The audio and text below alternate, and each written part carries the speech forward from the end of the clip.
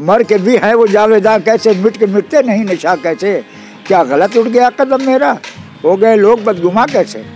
अरे मैं तो जेरो जबर हुआ भी नहीं, रो पड़ा आज आसमां कैसे। इमरान अली, आप देख रहे हैं आजकल के हमारे ख़ास प्रोग्राम फेस टू फेस में। आज हमारे साथ बातचीत करने के लिए हैं मशहूर शायर नदीम जाफरी। है प्यारा वतन, दिलकश है महपारा वतन, आँखों का है तारा वतन, है सबसे जियारा वतन, गुलजार है सारा चमन, मेरा वतन प्यारा वतन, मेरा वतन प्यारा वतन। गंगा की लहरें हैं हटी, जमुना का मंजर दिल नशी, गंगा की लहरें हैं हटी, जमुना का मंजर दिल नशी, बेमिसल इसका बागपन, गुलजार है सारा चमन, मेरा वतन प्यारा वतन। देखा किसी ने घर इधर रख देंगे आंखें फोड़कर, देखा किसी ने घर इधर रख देंगे आंखें फोड़कर, डर जाएंगे हर गांव पर, दे देंगे तन मन और धन, गुलजार है सारा चमन मेरा। और ये नदीम जाफरी साहब के पोता हैं। यही वफा का सिला है तो कोई बात नहीं, ये दर्द तुमसे मिला है तो कोई बात नहीं। बहुत अच्छा, बहुत अच्छा, वाह। किस क्लास में पढ़ते हैं आप? नर्सरी में। नदीम जाफरी साहब, आपका इस्तकबाल है हमारे आजकल के ख़ास प्रोग्राम में। शुक्रिया जनाब। नदीम साहब, आप बहुत दिनों से शायरी कर रहे हैं और बहुत सारे बड़े मुशायरों में भी आप गए हैं, तो किन किन बड़े शायरों के साथ आपने स्टेज शेयर किया है? ऐसा है कि मैंने अपनी शायरी शुरू की थी 1962 से, और पहला मुशायरा मैंने जयकानाथ आज़ाद के साथ, पहला बार ऑल इंडिया मुशायरा मैंने भागलपुर में, जिसे डॉक्टर ईसरी ने ऑर्गेनाइज किया था, वो पहला मुशायरा मेरा था 1965 में जगन्नाथ आज़ाद के साथ, और जगन्नाथ आज़ाद ने मुझे बहुत पसंद किया। और कौन कौन शायरों के साथ आपने? और बहुत सारे शोरा के साथ पढ़ा, जैसे बशीर बद्र के साथ 1980 में मैंने टी मॉडल स्कूल गया में पढ़ा, और नाजिर खयामी के साथ मैंने रीना वाइट हाउस में पढ़ा, और महमूद सईदी के साथ मैंने राजभवन में पढ़ा, और मुख्तलिफ शोरा के साथ पढ़ा। शोरा के साथ अब मैं आपको नाम कितने शोरा का गिनूँगा, वह नाम तो बहुत हैं। ये बताइए कि अब तक आपकी कौन सी किताब आई है या आने वाली है? ऐसा है कि मैंने किताब निकालने की मैंने एक शेर याद किया था, गालिब का के रगों में दौड़ने फिरने के हम नहीं कायल, जब आँखी से न टपका तो फिर रहू क्या है। किताब ज़्यादा निकलना ये फ़न की दलील नहीं है, किताब एक ही हो लेकिन फ़न उसमें होना चाहिए। मुझे वाबा शफी साहब ने कहा था कि आपके शागिर्दों की किताब आ गई, आपके क्यों नहीं आई? मैंने कहा हुजूर आप तो नक़ाद हैं, मेरी किताब को कतरबेत करेंगे तो एक आना होना चाहिए कम से कम, है कि नहीं? तो उन्होंने कहा नहीं ठीक आप करें, इसलिए मेरी किताब आएगी इस साल, और इस साल मेरी किताब राजभाषा से, जिसका उन्वान है आबशार गज़ल, वो आ रही है जी। आपके उस्ताद में कौन रहे हैं? हमारे उस्ताद सबसे पहले उस्ताद ज़फ़ीरुद्दीन शम्स, जिन्हें शम्स ग्यालवी, ज़फ़ीरुद्दीन शम्स ग्यालवी कहते हैं, जो भदौनी के रहने वाले थे, शेरघाटी के पास के।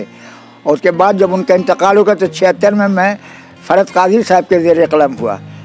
कलम मुझे सानी जिसको कहते हैं, वो फ़रद कादिर साहब हुए। उन्हीं के रहा आज से कई साल पहले मुझे उन्होंने आज़ाद कर दिया कि आप खुद साख्ता हो, खुद कह सकते हो। आपके शागिर्दों में कौन कौन लोग? मेरे शागिर्दों में गिनती तो मैं नहीं गिना सकता, मेरे ख़ास नाम मेरे नौशाद नादा हैं, दिल औरंगाबादी है, और बरका गुप्ता है, रीना है, वगैरह वगैरह। शायद तो बहुत सारे, अब कितने का नाम मैं लिस्ट तो निकालता नहीं हूँ।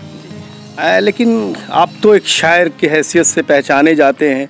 आपने एक आर्ट फिल्म में, चिल्ड्रन फिल्म में काम भी किया था, उसको लेकर क्या कहें? ऐसा कि 1906 में मैं रहता था शेरघाटी में, हमदापुर में। अचानक एक लड़का आया जिसका नाम, जो मेरे सामने अभी रूबरू है, इमरान अली है। उसने मुझे ऑफ़र किया कि मैं फ़िल्म बना रहा हूँ, टीवी फिल्म, उसमें आप काम करेंगे? मैंने कहा मुझे स्क्रिप्ट भेजो, मैं पढ़ लूँगा, काम कर दूँगा। मैंने स्क्रिप्ट पढ़ी, अब फिल्म जागो के नाम से उन्वान था उसका, मैंने उसमें काम किया। उस फिल्म में जो मैंने काम किया, तो ये मेरी खुशकिस्मती कहिए या डायरेक्टर की खुशकिस्मती कहिए कि मुझे इस अवार्ड में, उसमें फर्स्ट क्लास अवार्ड मिला, चिल्ड्रन फिल्म फेयर में इंटरनेशनल अवार्ड मिला, फर्स्ट अवार्ड। और ये 2020 की बात है, 2020 में मुझे अवार्ड मिला है। और ऐसे तो वो सारे इनामात मुझे मिले हैं। तो मुझे इत्तेफाक हुआ कि मैं महारात गया तो मुझे रामानंद सागर अवार्ड मिला वहाँ पर। और ये अवार्ड जो मुझे अभी मिला, इंटरनेशनल अवार्ड, वो संपूर्ण रामायण में जितने रावण का काम किया था उसी के हाथों मुझे अवार्ड मिला। उसमें बहुत सारे लोग बिहार के भी डायरेक्टर थे, आनंद वगैरह थे, वगैरह वगैरह, तो उनसे भी मेरा सामना हुआ, उन्होंने भी मेरे आर्ट को देखा। चलिए, आपका खुद का पसंदीदा शेर कौन है? मेरा पसंद, अब एक शायर कितने शेर को पसंद करेगा, मैं पसंदीदा शायर फिलहाल आपको बताता हूँ कि आह वो दिन वो हसी रात, ये मेरी पहली गज़ल है जो सदायाम में 1965 में छपी थी। आह वो दिन वो हसी रात कहाँ से लाऊं, अब वो गुजरे हुए लम्हात कहाँ से लाऊं। मेरे शेर की तारीफ़त यह है कि मैं तरतीब बात शेर का, उसके बाद क्या होना चाहिए। आह वो दिन वो हसी रात कहाँ से लाऊं, अब वो गुजरे हुए लम्हात कहाँ से लाऊं। दिल को हसरत है कि हर आन तेरे पास रहूं, लेकिन ऐ दोस्त वो दिल को हसरत है कि मैं हर आन तेरे पास रहूं, लेकिन ऐ दोस्त वो हालात कहाँ से लाऊं जो मेरे दर्द जिगर को तेरे दिल में भर दे। आह वो साथ वो नगमात कहाँ से लाऊं। और ये देखिएगा शेर ख़ास तौर से इसमें अल्फाज की बंदिशें हैं कि वो तबस्सुम वो तकल्लुम वो इशारे वो खिताब, वो तबस्सुम वो तकल्लुम वो इशारे वो खिताब, कुछ बता ऐ मेरे हालात कहाँ से लाऊं। और मक़ता जनाब की ज़िंदगी अपनी तो एक गम का मुरक्का है नदीम, ज़िंदगी अपनी तो एक गम का मुरक्का है नदीम, फिर मसरत भरे जज्बात कहाँ से लाऊं। हाँ वो दिन वो हसी रात कहाँ से लाऊं। ये मेरी बहुत सुहानी गज़ल है। और इसके बाद जो गज़ल मैंने हाल के दिनों में आपने कुछ शेर अगर लिखे हैं तो हमारे व्यूअर्स को सुनाएं। हाँ अभी मैंने अभी फ़ौरन जो मैंने गज़ल कही है वो गज़ल ये है कि मेरा कुछ तुझसे मैंने हज़रत गालिब से मदद चाहते उन्हीं की ज़मीन पर यह गज़ल कही है मैंने कि मेरा कुछ तुझसे वास्ता ना हुआ, मेरा कुछ तुझसे वास्ता ना हुआ, क्योंकि वादा तेरा वफा ना हुआ। ज़िंदगी कट गई अंधेरे में और सवेरा कभी मेरा ना हुआ, ज़िंदगी कट गई अंधेरे में और सवेरा कभी मेरा ना हुआ। और आलम कुछ इस तरह था किसी के हिजाब का आलम कि और बढ़ने लगा इस तरह का आलम। जो मैं कहूँगा तो कुछ आप झीप जाएंगे, खुद आईना ही कहेगा जनाब का आलम। मेरा जुनूने वफा देख के वो कहते हैं, मेरा जुनूने वफा देख के वो कहते हैं बड़ा अजीब है खाना ख़राब का आलम। अजीब ये शेर समाज फरमाइएगा हज़रत कि अजीब हाल में गुजरी है ज़िंदगी मेरी, अजीब हाल में गुजरी है ज़िंदगी मेरी, न जागने का समा है न ख्वाब का आलम। कि नदीम उनकी जुदाई में यूँ तड़पता है गहन में जैसे हो एक आफताब का आलम। कुछ इस तरह था किसी के हिजाब का आलम कि और बढ़ने लगा इस तरह का आलम। नदीम साहब आप शेरघाटी में भी आपने काफ़ी वक्त गुजारा है और वहाँ की शेरघाटी की जो अदबी माहौल रहे हैं, जो यहाँ के शोरा और अदबा रहे हैं, तो इनको लेकर क्या मालूमात है? आप किन किन लोगों को जानते हैं या इन शख्सियत के बारे में क्या कहें? मेरी जो ज़िंदगी जो शेरघाटी में जो 2 साल की ज़िंदगी गुजरी है मेरी वहाँ पर, तो मेरे सबसे अजीज़ में अख्तर हमदापुरी थे जिन्हें पुकारू नाम जिनका राफे था। तो उनसे मैं बहुत गुला था, उनकी निश्चित भी मैं क्या करता था बज़्म नज़ीम की जानिब से, मेरी बज़्म भी है बज़्म नज़ीम उसकी जानिब से। और वैसे तो वहाँ बैठक में हुआ करती थी नावाक हमदापुरी भी बोलते, नावाक हमदापुरी साहब भी थे, नैयर हमदापुरी भी थे, सालिक हमदापुरी भी थे। और अभी फ़िलहाल एक लड़का नौजवान जिसकी किताब अभी आई है हिलाल, ये इशराक हमदापुरी, और मेरे साथ साथ चलने वाले है हिलाल हमदापुरी ने एक बार मुझे कहना चाहेंगे अदबी दुनिया में नई नस्लों को?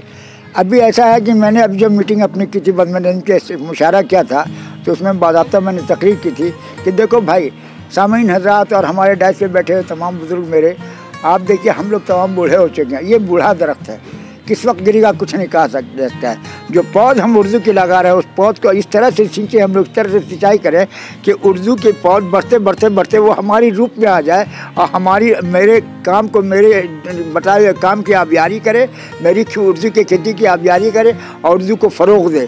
मैं चाहता हूँ कि रोज़ हर लड़के उर्दू अरबी की तालीम लेते रहें। मैं अपने बच्चों को उर्दू अरबी पढ़ाता हूँ। आप जानते हैं मेरे छोटे बच्चे से इंटरव्यू लीजिएगा, पोते तो आपको उर्दू में शेर सुना देगा। तो ये है अपने घर का, पहले लोग कहते बहुत हैं लेकिन अपने घर को दुरुस्त नहीं करते। हर घर में अखबार रहना चाहिए, हर घर में बच्चों के लिए रसाले ऐवान उर्दू आते हैं, उर्दू दुनिया छोटे बच्चों की दुनिया आती है, वो सब लेके बच्चों को देना चाहिए, पढ़ाना चाहिए। अब क्या शेर व अदब का असर है समाज पर? शेर अदब का देखिए शेर अदब का समाज पर तो इतना असर है कि राहत इंदौरी के मरने के बाद भी राहत इंदौर को शेर के ज़रिए लोग याद कर रहे हैं। यही इफेक्ट है उसका, अदब का ये तकाजा है कि जब कोई जो छोड़ जाए, जैसे कि मेरा एक शेर आप सुन सकते हैं, एक आध दो शेर कि मर के भी है वो जावेदा कैसे, मर के भी है वो जावेदा कैसे, मिट के मिटते नहीं नशा कैसे, क्या गलत उठ गया कदम मेरा, हो गए लोग बदगुमा कैसे, अरे मैं तो जेरो जबर हुआ भी नहीं, रो पड़ा आज आसमां कैसे। तो मेरे कहने का मतलब ये है कि वो लोग किस तरह देखते हैं? मैं शायरी को शायरी के अंदाज में देखता हूँ, मोहब्बत के अंदाज में देखता हूँ। ये इतनी अच्छी ज़ुबान है जिसमें हम शायरी कर रहे हैं। उर्दू ज़ुबान जो है गंगा जमुनी तहजीब है, और उर्दू में समंदर की चीज़ तुग़यानी है, बहर ज़ख़ार है, इतना दक़िया वसी लफ्ज़ ये है, और उर्दू ज़ुबान इतनी अच्छी है। उर्दू के बारे में तो मैंने कहा नहीं, मैं वो नहीं कर रहा हूँ। मैं बोल रहा हूँ कि अब शेर व अदब से लोग बहुत कम लोग शेर व अदब से जुड़ रहे हैं। उसकी वजह यही है कि गार्जियन जो है अपने बच्चों को पढ़ा नहीं तो ज़ौक़ पैदा कहाँ से होगा? नहीं, ये उर्दू साहित्य के साथ ही नहीं है, हिंदी साहित्य के साथ भी नहीं। जो देखिए ऐसी बात है कि हिंदी साहित्य के बारे में आप लोग बोल सकते हैं, लेकिन मेरे चूँकि वाबस्तगी मेरी उर्दू से है, इससे मैं उर्दू के बारे में बोलूँगा ना। हालांकि राज्य सरकार, बिहार सरकार बहुत कोशिश कर रही है फ़रोग़ उर्दू के बारे में, जगह जगह हर ज़िले में मुशायरा है, सब कवि सम्मेलन सेमिनार कर रही है। उसका कुछ का हल्का कुछ असर पड़ रहा है। आज तरक्की को बच्चे पढ़ रहे हैं, ऐसा नहीं कि नहीं पढ़ रहे। 12-13 साल के बच्चे भी, मेरा ही पोता भी पढ़ने की बात मैं नहीं कर रहा, नहीं अमल कर रहा है, कह रहा है, शायरी की बात कर रहा हूँ। वो कर, मैं अदब की बात कर रहा हूँ। हाँ, तो अदब में बच्चे आ रहे हैं, छोटे छोटे बच्चे आ रहे हैं। अभी जिस घर में अदब है उस घर से वो शाख निकल रही है। जैसे कि अभी आपने कहा कि गुलाब से गुलाब पैदा होता है, तो जाहिर सी बात है गुलाब से गुलाब ना पैदा होगा तो क्या बबूल पैदा होगा? नहीं, गुलाब से गुलाब ही पैदा होगा। लेकिन गुलाब को अपने को खुद पहले सींचना चाहिए, तब उससे गुलाब पैदा होगा। गुलाब पैदा करने के लिए आबियारी की ज़रूरत होती है, उसमें रंग रौनक की ज़रूरत होती है। और गुलाब ऐसे नहीं पैदा होता है, उसको बाज़ाब्ता तौर पर तराशना खराशना पड़ता है। इस तरह से गुलाब पैदा, इसी तरह से उर्दू ज़बान है। उर्दू यही बस्ती तो तेरी राह गुज़र है, इस शहर का हर एक बशर अहले हुनर है।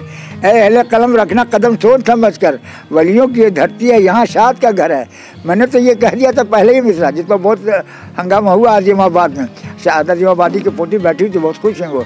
तो मेरे कहने का मतलब कि उर्दू का माना लश्कर के यहाँ, और लश्करी ज़ुबान है ये, और लश्कर के हिसाब ही से आप इसको देखिए, इसमें जद्दोजहद है, इसमें जद्दोजहद है, हिम्मत है इसमें। उर्दू में हिम्मत आपको बढ़ाने की कोशिश करती है, खुद ज़ुबान कोशिश करती है, लेकिन आप उसको ज़ुबान को कैच नहीं करते। ये तो आपकी मजबूरी है या आपकी ख़राबी है, ये उर्दू की ख़राबी नहीं है। उर्दू तो चाहती है कि मुझे लोग ज़्यादा से ज़्यादा अपनाएं। उर्दू तो एक तरह से अगर यूँ हम कहने कि हर घर की माँ बन के रह सकती है, लेकिन ऐसा तो होता नहीं। कोई रखने को तैयार नहीं, उस माँ को कहाँ रखने को तैयार है। उर्दू हिंदी तो सगी बन है। मैंने तो कहा ही है कि वो फारसी हो कि उर्दू, वो फारसी हो कि हिंदी हो, या हिंदी हो कि वो तेलुगु हो, वो फारसी हो कि हो तेलुगु के हिंदी हो, सभी तो फूल हैं और सबका गुलशता उर्दू। नदीम बाहरी ताकत का मुझे खौफ नहीं है, मुल्को कौम की सरहद के पास बा उर्दू। तो उर्दू ज़बान जो है बहुत ही फसी और बलीग ज़ुबान है, बड़ी अच्छी ज़ुबान है। इसमें शीरीनियत है, बड़ी मिठास है, बोलने में तो ऐसा जैसे बड़े इलाके बात है। मेरे यहाँ बोली कैसे बोली जाती है, यही आप बनारस से आगे बड़े वो बोलेंगे भाई मैं यार ऐसा करो, ये एक गिलास पानी मंगवा ना, वो बच्ची बैठी हुई ना, एक गिलास पानी मंगवा ले। लेकिन हम अगर बोलेंगे बिहार में, अरे जाओ जी एक गिलास पानी लेकर के आओ, तो उर्दू में शीरीनियत पैदा करें, इलाकाई ज़ुबान भी मानी जाती है, वो इलाके में बोली जाती है। उर्दू को आबियारी करने के लिए आपकी और मेरी ज़रूरत है, और हम लोगों की को कोशिश करना इसके लिए, उर्दू के लिए। बहुत शुक्रिया, शुक्रिया शुक्रिया आपका भी शुक्रिया कि आपने मुझसे इतना दरियाफ्त कर लिया। हालांकि मूड में नहीं था मैं कि इतना आपको कहूँ। बहरहाल बड़ा अच्छा लगा।